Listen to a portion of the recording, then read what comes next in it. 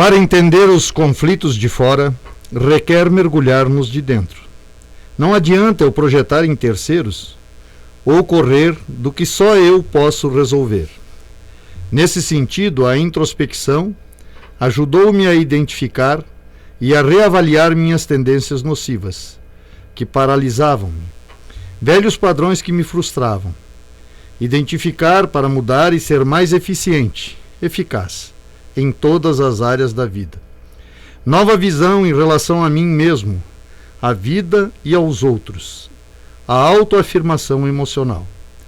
Pois quando sei como funciono e quando estou disfuncional, passo a ser mais eficaz nas mudanças para estar apto a escutar, compreender e alcançar os outros. Boa noite, amados ouvintes da Rádio Cidade 98.3. Mais uma vez com vocês, o sócio pensador Fiorello Agostini, para nós levarmos o pensamento livre, algumas ideias que de repente possam agregar valores à vida de cada um de nós e daqueles que nos escutam. Na noite de hoje resolvi fazer um programa um pouco diferente dos que costumeiramente venho fazendo até aqui, porque cada vez que a gente traz um entrevistado e tal, eu sempre sugiro ao entrevistado, olha, dê um perfil da sua pessoa, para que o ouvinte possa se identificar um pouco com você. E essa semana, depois que recebi algumas cartas e depois de alguns momentos introspectivos, me lembrei que de repente seria interessante que o ouvinte pudesse ter também um perfil da minha pessoa. Afinal de contas, quem é Fiorello Agostini, Léo, né, para os mais íntimos. E vou discorrer um pouco sobre mim, sobre a minha trajetória de vida até os dias de hoje, e o que me levou a fundar a Sociedade do Pensamento Livre, a começar esse projeto chamado Sociedade do Pensamento Livre. Pois bem, o meu nome é Fiorello Agostini Filho, como já me identifiquei. Há muito tempo, desde criança, o primeiro apelido era Lelo, depois, mais tarde, simplificou-se e passou a ser Léo. Eu não sei se me identifico como Fiorello ou como Léo, porque a verdade, a maior parte das pessoas me conhecem como Léo, né? Mas enfim, a gente precisa ter aquele nome oficial no documento, e o nome oficial de documento é Fiorello Agostini Filho. Eu nasci na cidade de Palmeira, aqui vizinha, né? Meu pai, Fiorello Agostini, morou muitos anos aqui em Otacílio Costa. Já coloquei aqui em outros programas, infelizmente ele tinha a doença do alcoolismo e morreu aos 58 anos de idade em decorrência dessa doença. Quer dizer, foi um indivíduo tremendamente folclórico aqui na cidade de Otacílio Costa, até pelos porres que fazia, pelas farras que fazia, né? Então muitas pessoas dos mais antigos que estão me ouvindo provavelmente devem lembrar dele. Minha mãe, Gerda Agostini Humberraum, está hoje com 89 anos e eu tenho a graça de ter ela comigo. Sou eu que cuido, que acompanho a trajetória de sua vida, né? Enferma, mas mais decorrente das questões relativas à idade do que alguma doença específica de si, né? Decorrentes da própria salinidade relacionada à idade. Eu venho de uma família de nove filhos. A primeira irmã, a caçula, faleceu logo ao nascer, e hoje nós somos em 8, são 3 mulheres e 5 homens. A minha irmã mais velha chama-se Irian, depois nós temos a Miriam, a Irani, e os meus irmãos, começando pelo mais velho, o Adonis, o Guilherme, o Luiz, o Fiorello, que sou eu, e o Vanderlei, que é o caçula. Então são esses 8 que ainda fazem parte do nosso convívio, somado à minha mãe, e obviamente que aí a família se tornou bastante extensa, né? São todos hoje casados, com filhos, etc. Eu tive a graça de casar com uma mulher maravilhosa, com a qual vivo até hoje, Reni de Fátima de Oliveira Agostini, que me deu a alegria de ser pai de uma filha, Morella Agostini, que também me tem dado muita alegria ao longo de sua vida, e muita felicidade, muito prazer em poder ter tido a graça de ser pai. Pois bem, como eu coloquei anteriormente, meu pai morreu em decorrência da doença do alcoolismo. Alguns segmentos acredito que o alcoolismo seja genético. Eu posso falar pela experiência da família, que não é genético, porque na família, como eu disse anteriormente, de 9 irmãos, apenas 2 tiveram problema com o alcoolismo, né? Eu e um outro irmão mais velho que prefiro não citar até para preservá-lo. É bom que se diga que hoje já se encontra em abstinência há longos anos. Eu, como desenvolvi a questão do alcoolismo muito jovem, eu cantava na Rádio Princesa, em Lages, às vezes no programa do Maneca, na Rádio Clube. Eu cantei em rádio durante 4 anos, dos 8 anos de idade aos 12 anos de idade. E me lembro que naquela ocasião, quando a gente fazia os programas de rádio, a gente era proibido de tomar bebida gelada e tal, até para que a voz pudesse... Proibido não, mas eu diria, era sugerido que não ingerisse bebidas geladas para que a voz pudesse sair adequadamente, para que a música saísse a contento, etc. Mas ninguém se importava se a gente tomasse um cunhaquinho Dreyer, que sem gelo, e eu comecei muito novo, porque com 8 anos, os mais velhos me ofereceram uma bicada de um cunhaque Dreyer, e quando eu tomei aquele Dreyer, eu percebi que eu ficava mais desinibido na frente do microfone, né? Tinha uma facilidade maior para me apresentar. Então, em decorrência desses Dreyers sucessivos, com 9 anos eu fiz o primeiro fiasco. Nós fomos fazer uma inauguração de uma igreja ali para baixo da Curva da Morte, na época era chamada Igreja dos Pobres. E quando foi fundada aquela igreja, foram escolhidos 10 pessoas para fazer um show. E eu estava entre essas 10 pessoas, até porque eu era um sujeito engraçado, né, pequenininho, cantava relativamente bem, enfim, tinha um público, vamos dizer assim, cativo. E nesta vez eu exagerei um pouco as doses de cunhaque e fui tirado do palco no meio da minha apresentação. Então foi o primeiro vexame que eu me lembro relacionado à minha vida. Foi extremamente vergonhoso para mim, imagine eu com 9 anos de idade.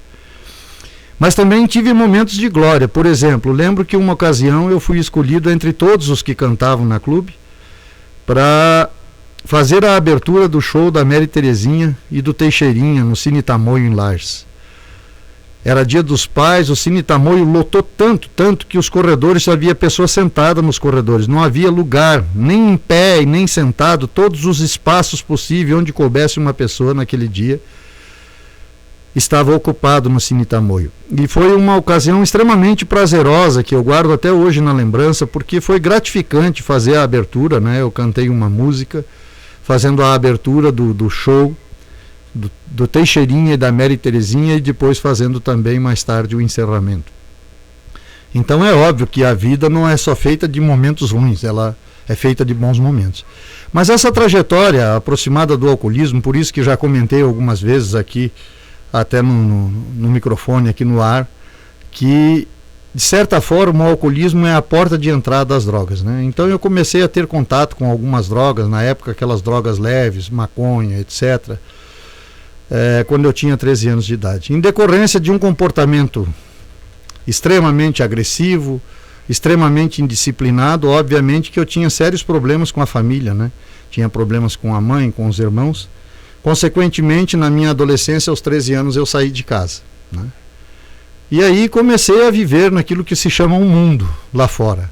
E passei a viver no mundo lá fora, com o alcoolismo numa crescente. Tive a felicidade de desenvolver a profissão de fotógrafo. Eu digo felicidade porque era na época uma profissão fantástica e desejada por quase todos, né?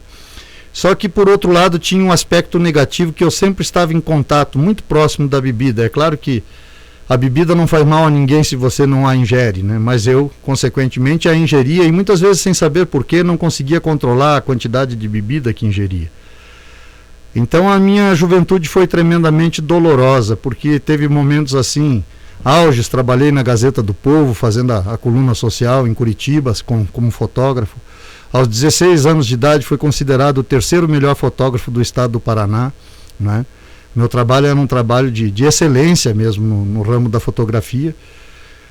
Só que em paralelo eu vivia uma vida meio marginalizada, quer dizer, sempre que possível envolvido com drogas, envolvido com álcool, e aí a acontecer desgraças maiores foi um passo muito rápido, né? Brigas, tiros, prisões, né?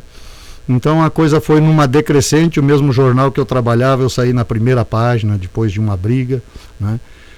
E a vida começou a caminhar para trás. Com 23 anos de idade, eu conheci a minha esposa. É interessante, né? Porque eu pensava assim, caramba, eu não entendia que eu bebia de forma diferente das pessoas chamadas normais, né? Que tomavam o seu aperitivo, um copo de cerveja e iam para casa. Quer dizer, eu tinha necessidade de, já então dependente crônico, de me embriagar sempre. E aí conheci a minha esposa, né? Por incrível que pareça, conheci ela num bar, nem poderia ser diferente, né? Porque o bar era da irmã dela, na verdade. E ela estava lá de manhã cedo. E quando eu vi aquela moça bonita e tal, eu resolvi fazer um chaveco com ela, como a gente dizia no tempo da juventude até hoje, né? E eu estava em companhia de duas mulheres, inclusive, que vinha de uma noitada. Passamos a noite numa noitada e eu fui lá tomar cerveja. Isso eram 6h30, 7 horas da manhã, imaginem vocês. E aí logo aquelas mulheres foram embora e eu fiquei chavecando a minha futura esposa. E um ano depois, apesar da desesperança, do meu alcoolismo, etc., ela apostou, ela viu alguma coisa boa em mim, né? E resolveu assumir aquele desafio.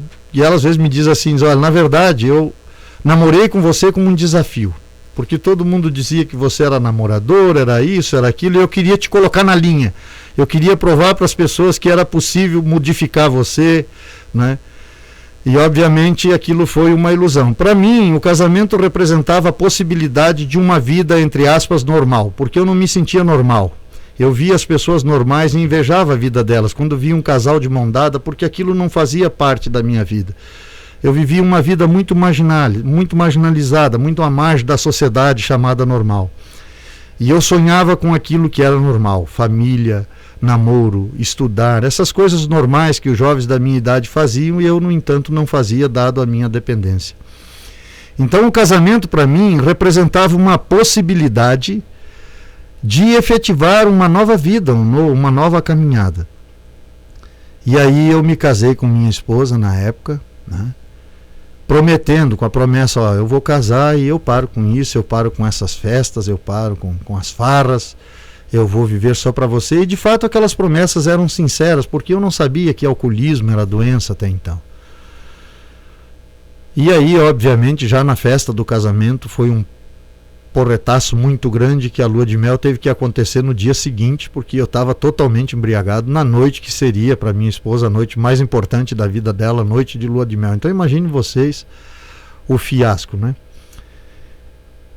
Eu vou dar uma breve pausa aqui para nós irmos para o nosso apoio cultural e eu volto em seguida com um pouco da trajetória da minha vida. Eu estou passando o perfil da trajetória da minha vida para que vocês me conheçam de forma muito autêntica, muito verdadeira, porque eu acho que o nome da gente é o nome do livro da nossa história. E a nossa história é feita de trajetórias, às vezes bonitas, às vezes nem tanto, né?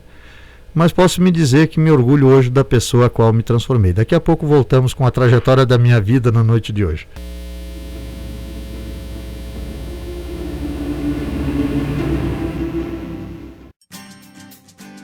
A Peixe Vida Aquários e Lagos Ornamentais é uma empresa que vem agregando valores e humanizando clientes através do projeto Execução de Aquários e Lagos de Grande Porte. Atendemos nos 3 estados do Sul, Paraná, Santa Catarina e Rio Grande do Sul. Visite nosso site peixevida.com.br. Peixe Vida, 30 anos dedicados à vida. Avenida Belisário Ramos, 5.194, Centro de Lages. Fone 3224-0559.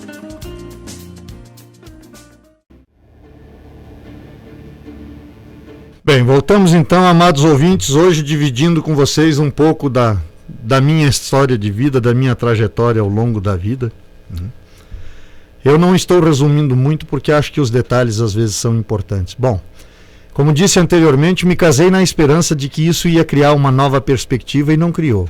Obviamente me embriaguei naquela que seria a noite mais importante da minha esposa, a noite da lua de mel. Consequentemente, vieram novas promessas, e porque eu mesmo achava assim, de caramba, está me faltando uma família completa, só é completa quando tem um filho, né? E aí eu dizia para minha esposa, engravide. Obviamente a família, quando viu a minha trajetória, a forma que eu me comportava, sequer eu trabalhava, né? A minha vida era dedicada toda à festa, à farra, etc., a mulheres, enfim. E aí a família de minha esposa, obviamente, aconselhava, olha, toma anticoncepcional, não engravida não, que esse cara não faz nada, ele não trabalha e esse casamento não vai dar certo. Mas a minha esposa esperançosa, eu dizia para ela, ó, te prometo, se você engravidar, se eu tiver um filho eu mudo, né? Obviamente ela acreditou, até porque eu digo a vocês, eu não mentia no momento que fazia essas promessas. Eu não sabia, isso se tornava mentira no momento que eu não conseguia levar a bom termo aquilo que eu prometia, né? Aí minha esposa teve uma gravidez tremendamente tumultuada, nasceu a nossa filha, e eu comemorei com um porretaço aquela noite, que fiz discursos na cidade, eu me tornei uma figura assim, acordei todo mundo 4:30 da manhã, fazendo discurso em praça pública, completamente embriagado, né?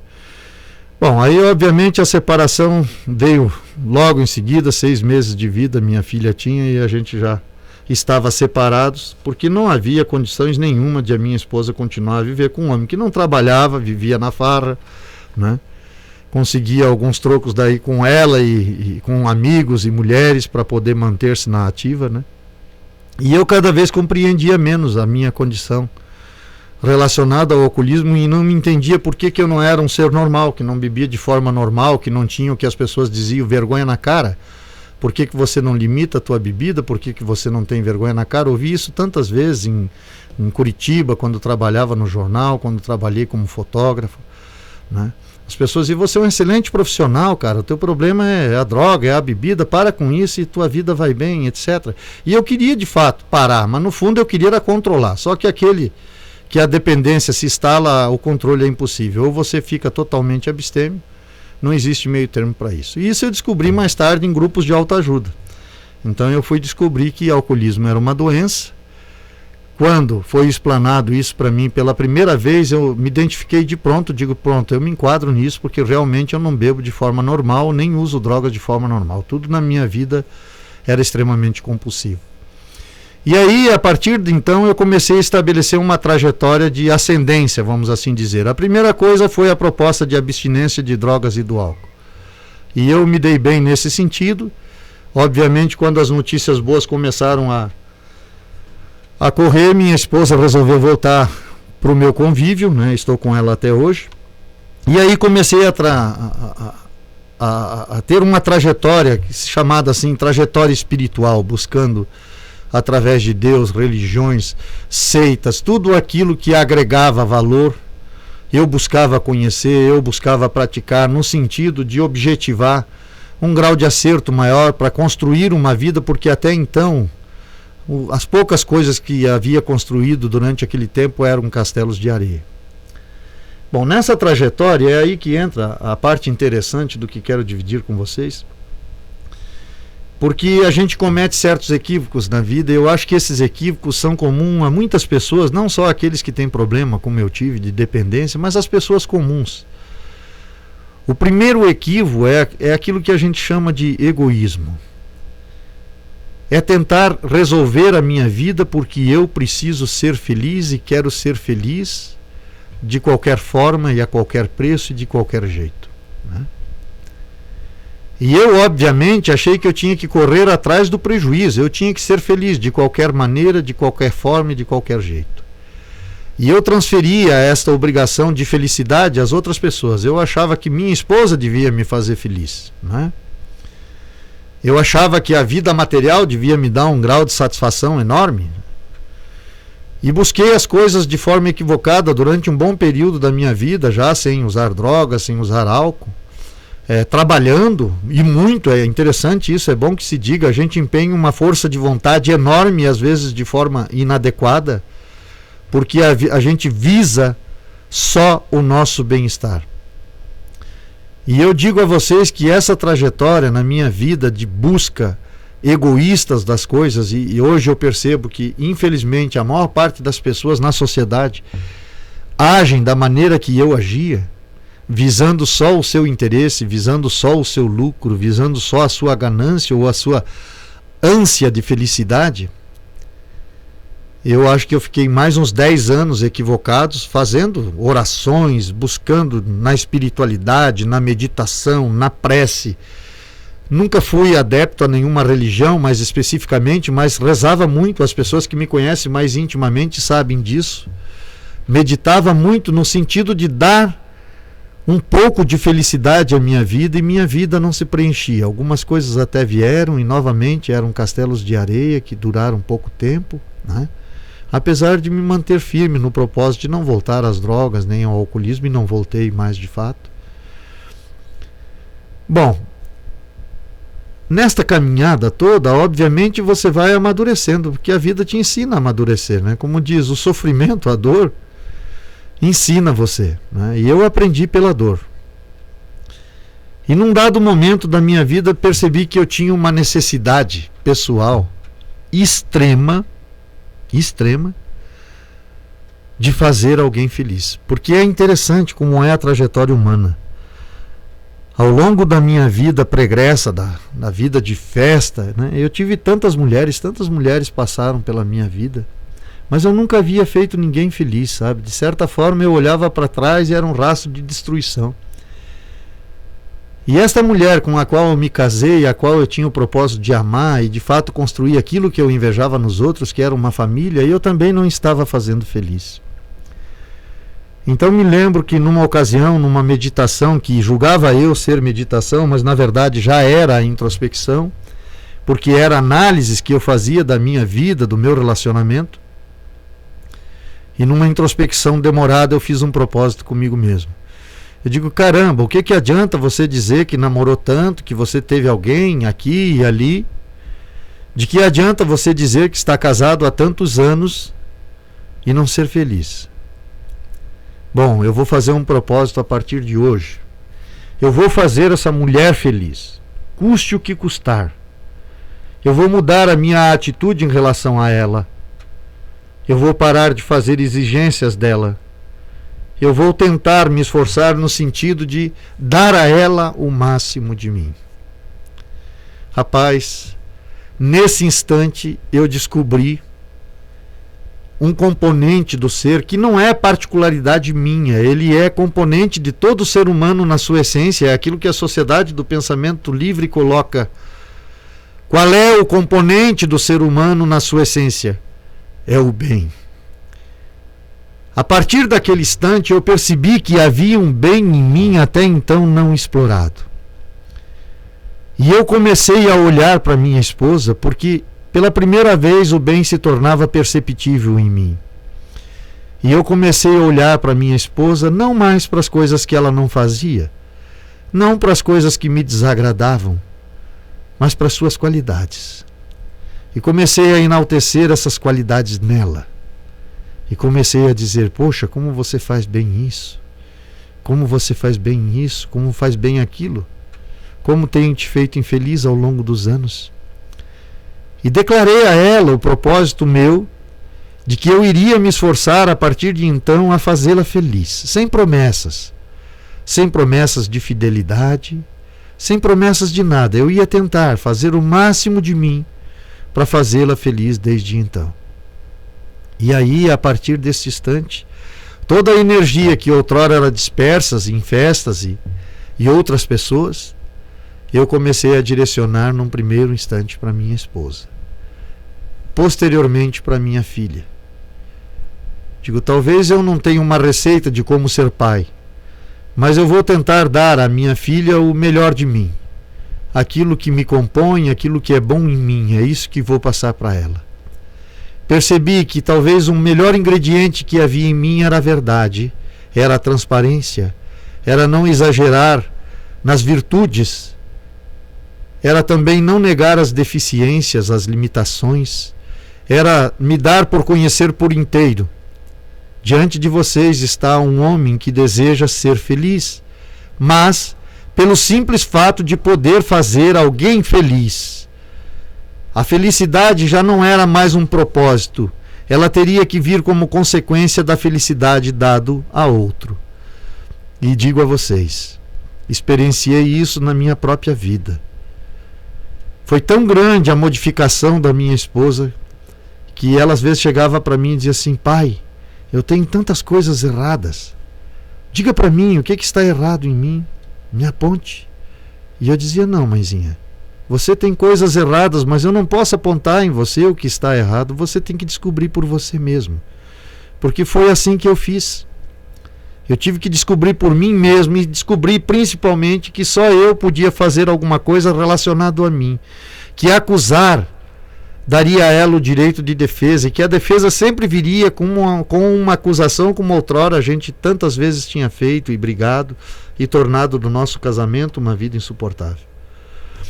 E a partir de então, a felicidade que eu tanto buscava veio em decorrência de ver a minha esposa feliz, de ver a minha esposa satisfeita com o marido que tinha, de ver minha filha aprender a amar e confiar em seu pai. Nós vamos para mais um breve intervalo e voltamos, hoje passando para vocês um pouco da minha trajetória de vida.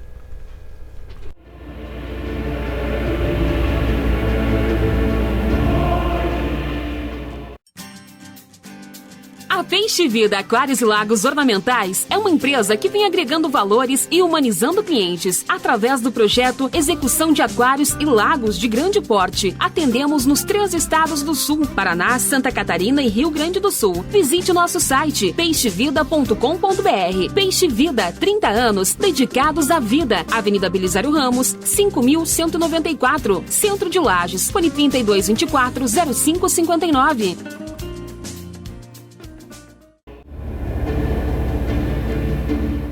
Voltamos, amados ouvintes, com vocês no programa Pensamento Livre. Hoje o sócio pensador Fiorello Agostini, passando um pouquinho da trajetória de sua vida, né? Das coisas boas e das coisas ruins que fizeram parte da minha vida. E agora entramos naquele aspecto positivo da minha vida, né? É tão interessante que a transformação pessoal contagia.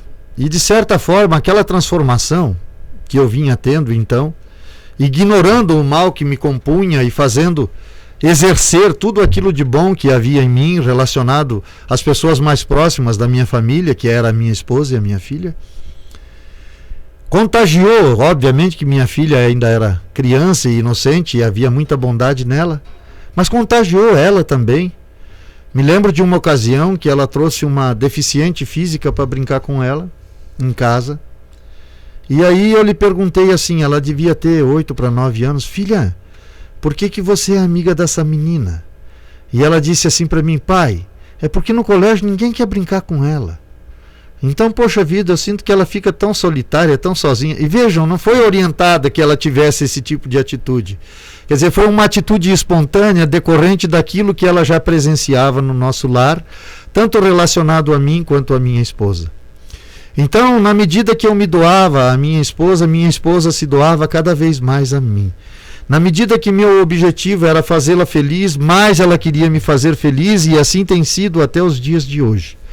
Consequentemente, depois este propósito e esta percepção de que a felicidade só vem na medida que você dá felicidade a alguém, se estendeu primeiro à minha sogra. E minha sogra veio morar conosco, e minha sogra foi acometida de uma doença e ela ficou durante 7 anos na cadeira de rodas. Durante esse período eu não trabalhei quase que nada dentro da minha empresa, minha esposa assumiu a empresa e eu passei a cuidar da minha sogra. Porque minha sogra pesava 110 quilos, então era uma pessoa tremendamente pesada para você cuidar, para fazer as necessidades, enfim. Na época, quando ela era hospitalizada, eu ficava de companhia. As enfermeiras até achavam engraçado, né? O genro cuidando da sogra. Mas foi uma relação fantástica, né? Porque minha sogra por vezes me revelou que eu fui um dos melhores filhos dela. Quer dizer, não tem felicidade maior no mundo do que você se sentir útil para alguém. Posteriormente, com o falecimento de minha sogra, minha mãe veio para o nosso convívio, né? Morou conosco durante um bom período, daí resolveu casar, 3º casamento, minha mãe já é viúva 3 vezes, né? E aí a gente construiu uma casa nos fundos da nossa para que minha mãe pudesse viver 13 anos de um feliz casamento com um senhor da mesma idade dela, que morreu alguns anos atrás. Agora minha mãe está sozinha, mas tem uma cuidadora que ela prefere ficar na sua casa, sempre com a nossa assistência ali muito próxima.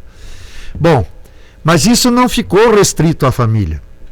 Durante esse período de descoberta, eu percebi que quanto mais você doa a vida, ou seja, quanto mais você dá a vida tem um senso de justiça fantástico, mais a vida cuida das tuas coisas, né? Eu percebi que não é errado você ter sonhos materiais, sonhos de realização, mas que o importante é quando esses sonhos são consequências de algo que você faz para alguém. Por exemplo, especificamente na vida material.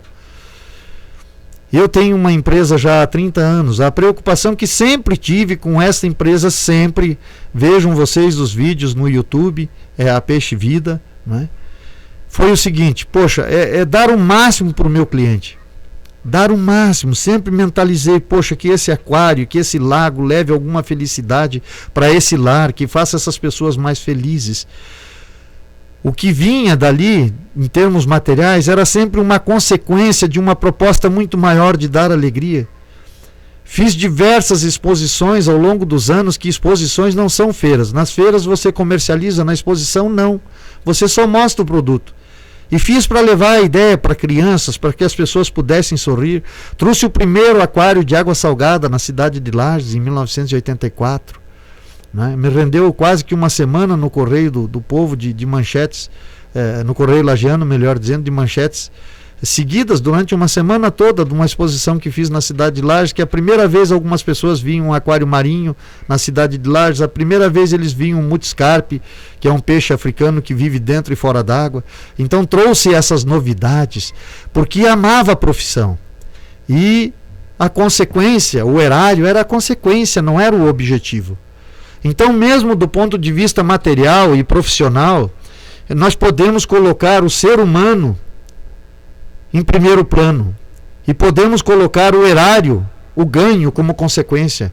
Mesmo você que é funcionário de fábrica, quer dizer, quando você se dedica de corpo e alma àquilo que faz, quando você quer que realmente lá na frente, na linha de produção, o cliente receba um produto perfeito, que passou uma fase, uma parte pequena na sua mão, mas teve a sua contribuição, consequentemente o seu reconhecimento virá, seja nessa empresa, se não for nessa, noutra.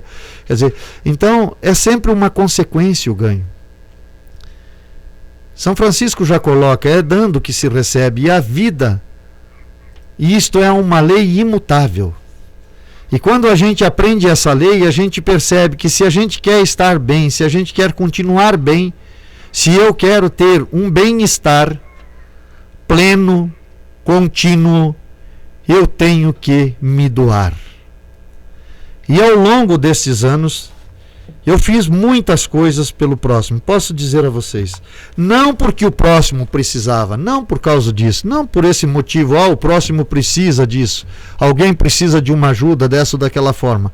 Porque eu queria ser feliz, ou seja, a necessidade era minha, não era do próximo. O próximo era a graça que eu tinha de ser colocado na minha porta, aquele que necessitava da minha ajuda, de uma ajuda que me estava disponível, a qual eu podia levar, fosse numa orientação a um casal que estivesse separado, fosse auxiliando jovens com problema de droga, com problema de alcoolismo, que faço até hoje, né? Então sempre houve em mim essa disposição. Trabalhei durante muitos anos em centros de recuperação e eu faço até hoje, levando a mensagem, né? Até vamos ter o grato prazer de começar agora na terça-feira, tivemos mais um convite da comunidade terapêutica Luzes de Vida de Balneário Camboriú. A doutora Cláudia Andrade nos convidou para que a gente levasse a mensagem da Sociedade do Pensamento Livre também naquela comunidade. E a gente vai estar lá, e isso são trabalhos que a gente faz graciosamente em qualquer comunidade que nos solicite. Por que fazemos isso? Porque os outros precisam? Verdade. Mas eu diria em primeira instância que é porque eu preciso. Então, quando eu descubro que o outro tem uma necessidade, que de alguma maneira eu posso auxiliar o outro nesta necessidade, seja ela qual for, eu jamais me nego a auxiliá-lo dentro daquilo que me é possível fazer. E isto eu tenho desenvolvido ao longo da minha vida. Porque não é possível você ser feliz, você ter uma felicidade plena, sem um grau de utilidade ao seu semelhante. Então esse grau de utilidade pode ser num programa de rádio como estamos fazendo hoje, pode ser no teu trabalho, pode ser quando você é anfitrião, quando recepciona uma visita na sua casa. Olha, gente, eu recebo tanta gente na minha casa, eu não lembro até hoje de uma visita que viesse à minha casa e dissesse assim, não me senti bem lá. Porque é um prazer enorme receber os amigos e as visitas na minha casa. É um prazer enorme me esforçar no sentido de dar o máximo de mim para propiciar um momento agradável àquelas pessoas que lá estão naquele momento. E isto, consequentemente, é que faz com que a vida seja sublime, com que a gente se perceba que, poxa, a vida vale a pena, a vida é um projeto interessante, e eu costumo dizer que a vida tem um senso de justiça fantástico. Então, quando você descobre o seu lugar nessa engrenagem chamado vida, do ponto de vista da família, do ponto de vista das relações mais íntimas, do casamento, do namoro, do ponto de vista das sociedades coletivas, seja na universidade, no colégio, na empresa, ou no clube, ou na sociedade coletiva, quando você descobre que você pode ser uma ferramenta útil em qualquer lugar que você se encontre, quando você não se nega a perceber os dons que existem em você, e você usa isso em relação ao seu próximo para facilitar, como diz o ditado, não é dar o peixe para que ele coma, é ensiná-lo a pescar.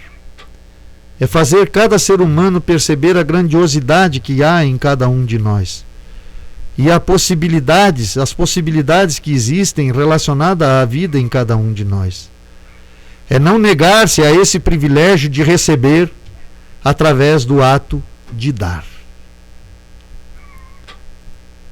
É interessante que levantamentos atuais nos colocam que muito breve, provavelmente daqui a 5 anos, a depressão será a doença mundial a nível global número 1. Superando AIDS, drogadição, porque até a drogadição, o alcoolismo, muitas vezes é consequência do estresse, da depressão que o antecede. E a depressão, na maioria das vezes, eu não sou médico aqui para estar fazendo um diagnóstico, mas com as pessoas que a gente conversa na sociedade, com pessoas que passam pela nossa vida, eu hoje trouxe até inclusive algumas cartas, né, para ler, mas não vai dar tempo, vou deixar para o próximo programa.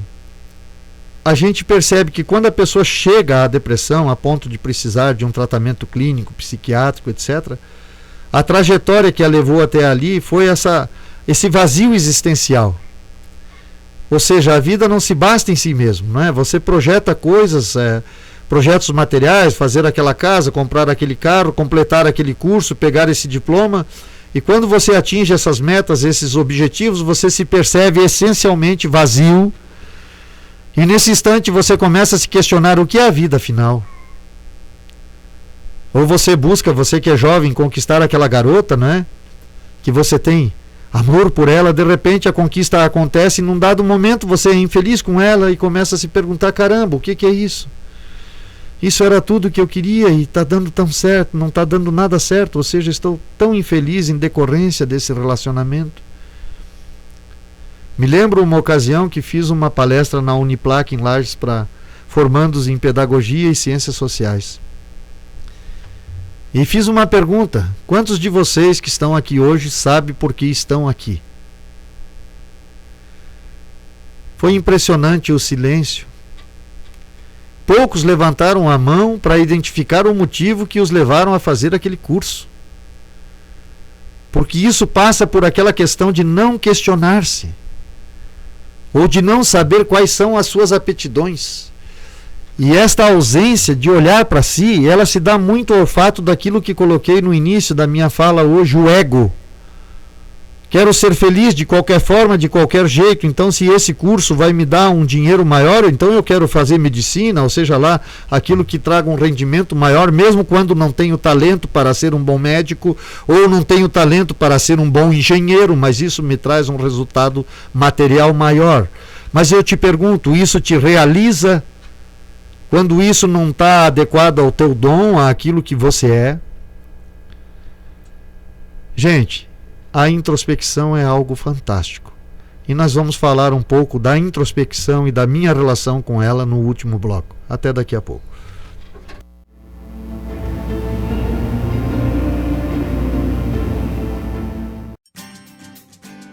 A A Peixe Vida Aquários e Lagos Ornamentais é uma empresa que vem agregando valores e humanizando clientes através do projeto Execução de Aquários e Lagos de Grande Porte. Atendemos nos 3 estados do Sul: Paraná, Santa Catarina e Rio Grande do Sul. Visite nosso site peixevida.com.br. Peixe Vida, 30 anos dedicados à vida. Avenida Belisário Ramos, 5.194, Centro de Lages. Fone 3224-0559.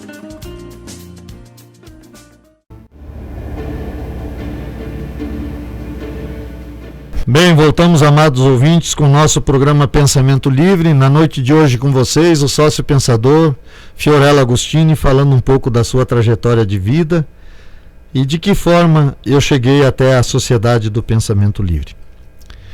Pois bem, nessa trajetória, mesmo antes da Sociedade do Pensamento Livre, quando identifiquei, como disse anteriormente, que havia dons em mim, e que na medida que eu me dispunha a executar esses dons e a fazer isso num plano bem feito, eu me tornava um homem mais pleno e mais feliz, mas sempre havia uma dificuldade.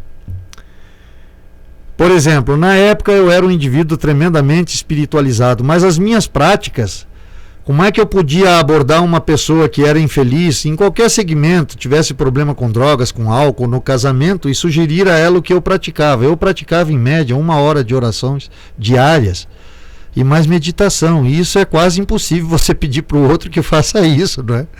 Você ter essa prática, tudo bem, você se impõe, você se disciplina, mas leva muitos anos para você ter uma disciplina assim. Outra questão tremendamente complexa era a questão de Deus, né? Porque são tantas as variantes da religião, da fé, e eu tinha muita dificuldade relacionado a isso. Mas mesmo assim eu tentava levar essa mensagem. Me lembro que tinha um amigo advogado em Lages que até morreu em decorrência do alcoolismo, e era um amigo muito próximo, e ele era ateu, e ele questionava muito. Ele dizia: poxa, como eu queria ter a tua fé, Léo, como eu queria acreditar em Deus na forma que você acredita, mas não consigo. E eu me sentia de certa forma meio nulo com ele, porque eu não conseguia atingir ele, e me sentia até um pouco culpado, um pouco responsável pelas coisas que aconteciam na vida dessas pessoas que eu tentava ajudar, mas que não sentia, não conseguia alcançá-las como de fato eu gostaria. Pois bem, passaram-se os anos, e alguns anos atrás, numa noite de abril, mais especificamente um dia 17 de abril, me lembro bem a data, porque é aniversário de um dos meus irmãos. E eu estava com a pressão muito alta, eu sou hipertenso, e tomei mais um comprimido de pressão, mesmo assim ela não baixou, e eu resolvi fazer uma meditação, o que na época então eu achava que era meditação. E nessa meditação veio esse questionar-se sobre essas questões: como posso ajudar o meu semelhante? Como posso atingir ele de forma mais objetiva para efetivar uma transformação na sua vida, para que ele perceba todo o potencial que há nele e tal? E era quase que uma indagação, então, à minha fé, então, ao Deus que eu acreditava. E de repente me veio assim: o que você faz não é meditação, é introspecção. Até então eu não tinha nem muito conhecimento em relação a isto. E aí passei a pesquisar em relação a isto e percebi que o que eu estava fazendo mais nesses últimos tempos era muita introspecção, porque era análise de pensamentos e sentimentos, coisas que me afligiam porque não conseguia ajudar o meu próximo de uma forma mais plena. E aí então comecei a desenvolver o trabalho da introspecção, primeiro sozinho, depois coletivamente, com algumas pessoas, filha, esposa, amigos mais próximos, que foram vivenciando essa experiência e agregando valores. E aí me veio em momento introspectivo, quer dizer, faz alguma coisa. Eu digo, mas o quê? Eu já ajudo tantas pessoas, eu me achava assim o máximo já, achando que estava fazendo o meu máximo no sentido de atingir o próximo, de ajudar o próximo. E isso me veio numa introspecção. Fundamenta uma entidade, mas que entidade? Sociedade do Pensamento Livre. E isso depois foi debatido com 34 pessoas que já estavam envolvidas com o processo introspectivo. E aí eu comecei a fazer as introspecções cada vez mais, fazendo coletânea das experiências das outras pessoas, e transcrevi os livros Sociedade do Pensamento Livre. Hoje eu fico tremendamente feliz, Porque hoje eu percebo que quando a gente vai numa empresa que tem aí 100, 200 funcionários, quer dizer, você tem pessoas ali que são da Umbanda, do Candomblé, são evangélicos, são católicos, muçulmanos, tem alguns que não têm fé. Mas a sociedade do pensamento livre, ela, de certa forma, deixa notório que a essência do bem, independente do credo de cada um, está presente em todas estas pessoas. E que desenvolver o bem é a lei maior da vida. Porque não será feliz aquele que não desenvolve o bem que há em si, tanto do ponto de vista profissional, do talento, quanto do ponto de vista efetivo, afetivo, melhor dizendo. Então é dar a percepção de que a introspecção, esta viagem para dentro de si, esse tempo de interiorização que nós tiramos para pensar sobre nós, vai trazer à luz um ser que está em nós, que é componente de nós, e que a gente não torna perceptível por esta busca egoísta de sucesso, de superação material, de conquistas, que nem sempre visam o bem do outro, senão a satisfação do nosso próprio ego. E isto jamais trará qualquer tipo de felicidade duradoura. Acredito demais no projeto Sociedade do Pensamento Livre, porque percebo pessoas que conseguem ser honestas consigo mesmo nesse momento de interiorização e ter a percepção daquilo que realmente é mais importante. E se nós formos sinalizar o que é importante na vida de cada um de nós, eu diria, sem nenhum medo de errar, quando faço essa pergunta a mim mesmo: Léo, o que é importante para você? Digo, ora, importante para mim, em primeira instância, é a minha própria vida. Porque tudo aquilo que comigo está relacionado começa na minha vida. A primeira casa que eu habito é o meu corpo. Como é que eu estou habitando o meu corpo?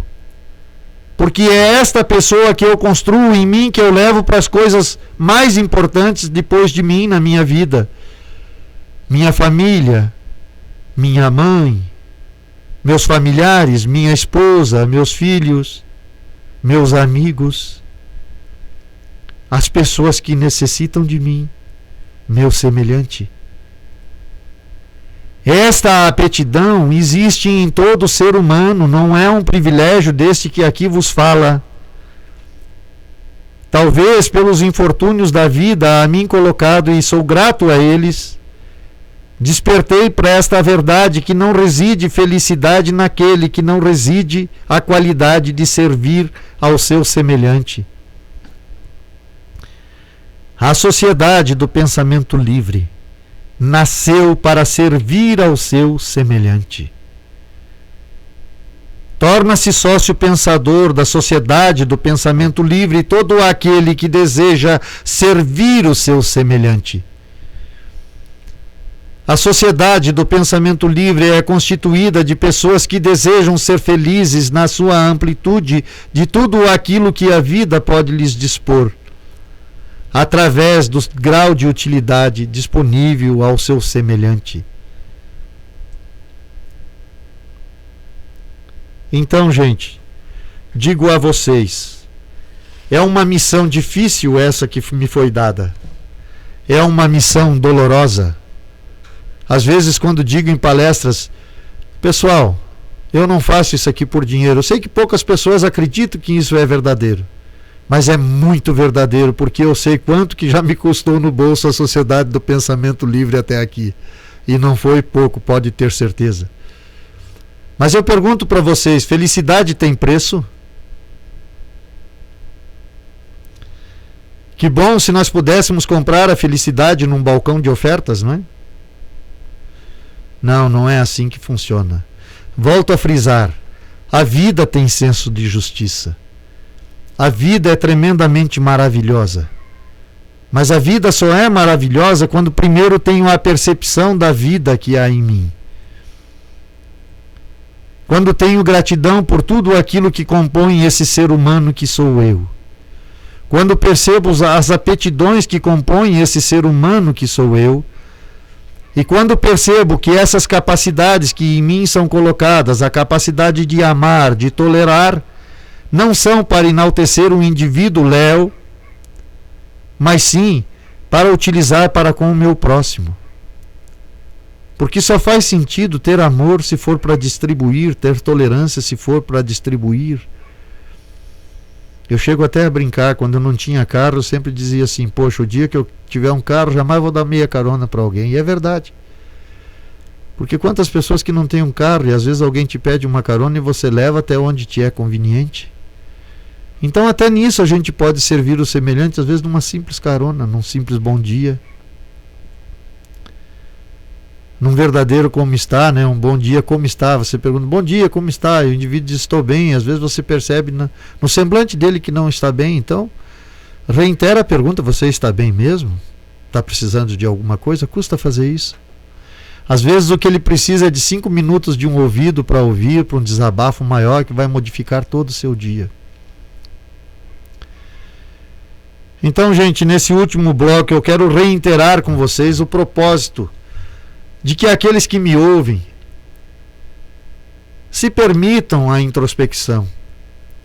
De manhã cedo, quando você acordar, faça a tua higiene pessoal, sente numa cadeira bem confortável, antes mesmo do teu café, antes de se envolver com os problemas do dia, com o trabalho. Feche os teus olhos. Fique 5 minutos de olhos fechados. Se você já faz a tua oração matinal, depois da tua oração matinal, sente-se, feche teus olhos. Eu não tô te pedindo para você meditar. Meditação é esvaziar a mente, é transcendência. Não, a introspecção é feche os olhos.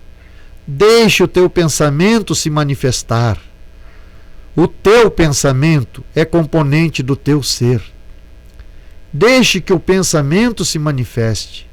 Será confusa a primeira semana, sabemos, porque a vida da maioria das pessoas é uma verdadeira confusão. Então o que podemos esperar? Que os nossos primeiros pensamentos sejam tão confusos quanto a nossa vida, pois são um reflexo dela. Mas se você se permitir esse exercício diariamente, insistindo todos os dias, num dado momento vão te aflorar intuições como aflorou em mim. Faça essa mulher feliz. Não passe pela vida. Tenha o prazer de ter vivido e alguém dizer para você, você foi importante na minha vida. Ainda que seja uma única pessoa, ainda que seja um único ser.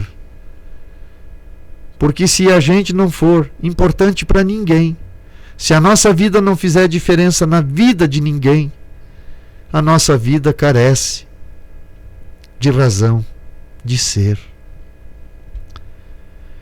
Então, dá a razão de ser a sua vida está dentro de você.